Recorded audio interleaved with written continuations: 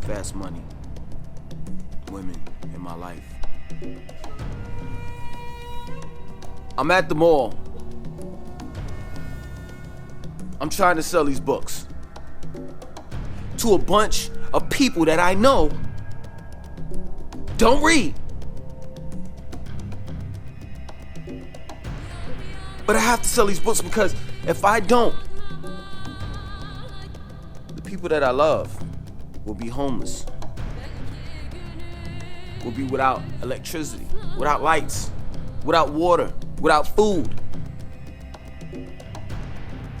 So here I am in the mall and I'm busting my tail, and it's like I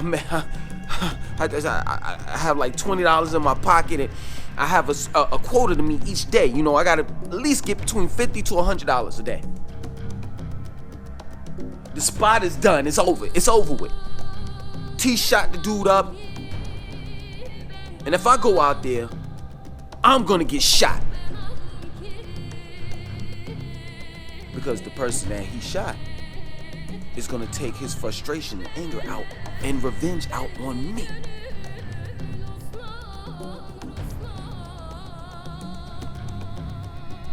And it's just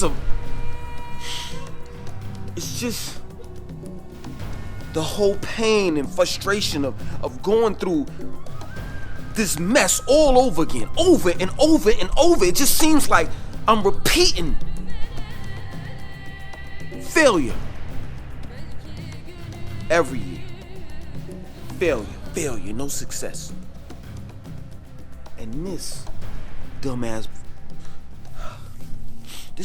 broad calls me and tells me that they've been robbed. And I'm sitting on the phone and I'm listening to her as she's, talking, but I'm really not listening to her. But she's like, she had a certain type of accent, and it's still in my mind. And I wish I'm gonna try to get it out of my head. They took the such and such and such and blah blah blah blah blah and this and that and so forth. And I'm like, I don't want to hear this lady. I'm going through my own situations, my own problems, my own stress. I don't care about that bookstore right now. I don't care if Dr. Malachi York is locked up. I don't care whether he gets out or not. It's not my concern. I don't care. Just like you don't care when it comes to my family. Because you see, in the Nubian Nation, we gotta be there for Pops. We gotta be there for the bookstore. We gotta be there for the nation. But when it comes to our own individual lives, Pops or Dr. Malachi York, or excuse me, let me call him by his real name, Dwight York, doesn't have to be there for us. The Nubian Nation doesn't have to be there for us. The bookstore doesn't have to be there for us. You see, when I was in church, I remember my mom's, she was late with her rent one time. Don't you know that church that we were a part of helped pay our rent? But I could never go to the bookstore and say, I'm late with my rent. Or, can my family live in a bookstore? I could never do that. So she's going on and on and on, and I'm sitting here and I'm saying to myself, what you want me to do? What you want me to do? I have no car, I have no money. What do you want me to do? My life is messed up. And you do not care. So she's like, yo, can you come out here? The fool that I was past tense. I went. Managed to get out there. So, I go in there in the bookstore. All the books are on the shelf. All of the books are on the shelf. But she had these statues, these African statues. I never forget them. They were real nice, you know what I'm saying? African statues, they were gone. The fax machine was gone. The computer was gone. Of course, the cash register was gone. All of Dwight York's comic books were still there. They were intact. So whoever robbed the bookstore said to themselves, well, I can see that the African statues are of value. The fax machine, the computer, and the cash register are of value, but these comic books, I know I'm not gonna get anything for that. So I'm gonna leave these here. she's talking and everything. You know, everything is scattered around. You know, and I'm like, oh, okay, well, call the cops. I mean, what you want me to do? She calls the cops. Cops come. They have to, you know, report the incident. So they're questioning. You know, they're trying to figure out things. You know, what's going on? You know, who are you? Who are you? You know, they point at me. Who are you and what do you do here? I'm like, you know, my name is Langston. You know, it was another brother that was there too. So it was us two brothers, right?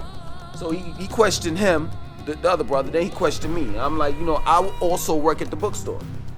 And they're like, okay, well, you know, you work at the bookstore. How much do you get paid and this and that and so forth. So it wasn't like a direct question like that, but it was kind of like probing, like how much do you get paid or whatever. So I wound up saying, you know, I actually volunteer. You know, I come here to the bookstore and I don't get paid any money. So he's trying to figure out, how is it that you work here but you don't get paid? You know, and he's like, well, you know, his logic says, you know, Walmart pays their customers. Walmart pays their employees. So how is it that you don't get paid? And I'm like, you know, I'll volunteer or whatever have you. And he's like, okay, you volunteer. So you mean to tell me you come here every day, well, almost every day or whatever, and you volunteer? Like, you just told me, Langston, that you work here. So what is it, that you volunteer or you work? So then he said, listen, let me tell you something. To me, the way that it's looking, based on what y'all are saying, you all are saying, I think that this is insurance fraud. I think that y'all are trying to get money. And if that's the case, we're gonna lock all of y'all up. And I'm sitting here like, yo, you gots to be kidding me. You gotta be kidding me. You gotta be kidding me. So the owner of the building, the complex that the bookstore that was in, he winds up showing up, right? Come to find out, lo and behold, I didn't know this. He has cameras inside the bookstore. And it was like a hallway. It was like a U. Like you can go in the back of the bookstore, and that's where we used to teach class, and then there was a U, so you'll go all the way and take a left and come back up. And there were other businesses inside that hallway. So he had surveillance of all of that, right? So he winds up burning a copy for the cop. So we're at the squad car with the cop, and we're looking at the video surveillance, and lo and behold, one of the brothers that was working at the bookstore, when me and another brother wasn't, he was the one that stole all of that stuff.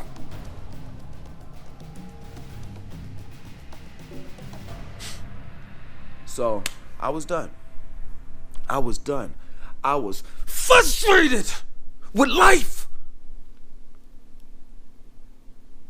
Nothing was going right. Everything was going wrong. Frustrated with life. With that Nuwabian mess. Here I am teaching my children Nuwapic, and it seemed like every damn week we would get an update, and they would change the language. So now my children are damn near illiterate because I'm teaching them Nuwapic, but it's like, do you understand where I'm coming from? Like, I'm confusing them. I'm going out selling my books, and these people are not buying it. Black people don't read.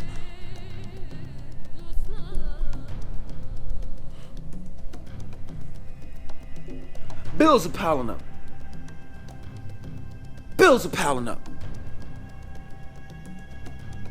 And it's like everything is just going crazy. And then I got a call from Pretty Ricky. And I'm like, I really don't want to hear from him right now, because I'm pretty sure his life is going great. And when you're down and out, the last thing you want to hear, it's not about hating a person. It's not hate. I'm not hating on Pretty Ricky. I'm not doing that.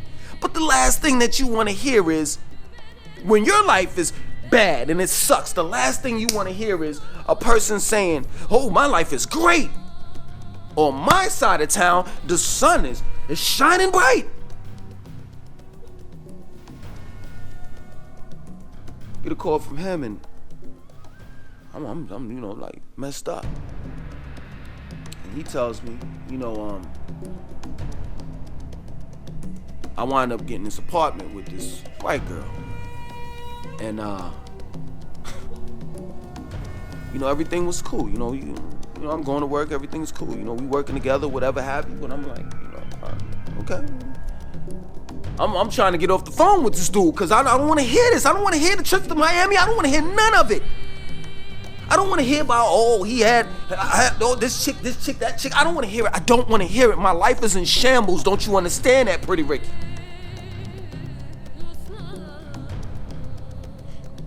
He's talking and everything, and then he says, man,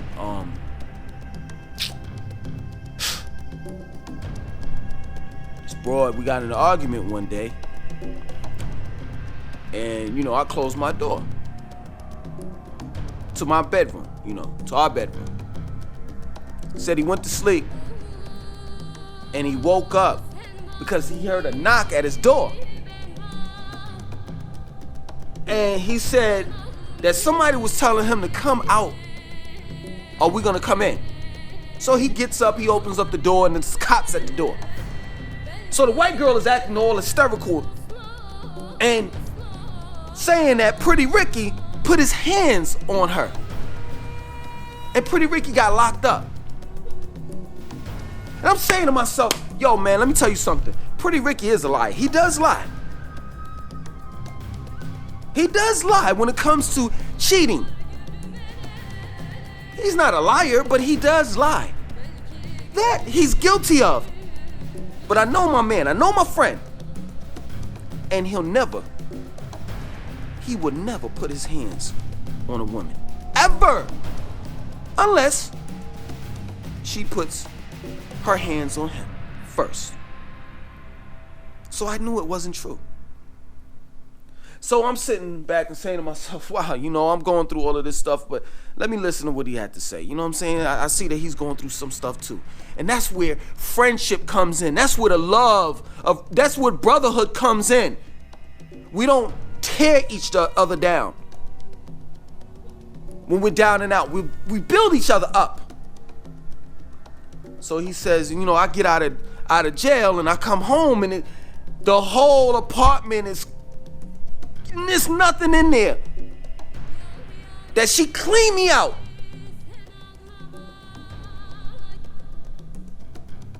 And he winds up getting in contact with her, and she told him she took his TVs and DVDs and all the electronics he had and pawned it.